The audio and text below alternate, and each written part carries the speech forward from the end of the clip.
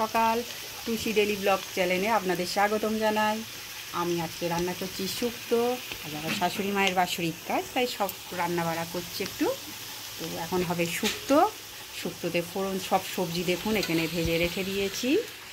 এখানে আছে গাজর, বেগুন, কলা, পেঁপে, বরবটি, এখানে আছে বড়ি, উচ্ছে, আর এখানে আলু, লাল আলু ভাজা হচ্ছে, আর এখানে আছে ডাঁটা।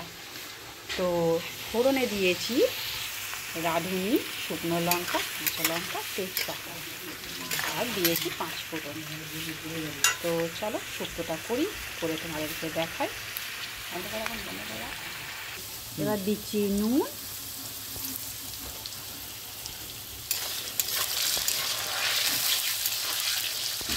আর এবারে দেবো মিক্সিতে বাটা আছে রাঁধুনি, আদা, জিরে গোটা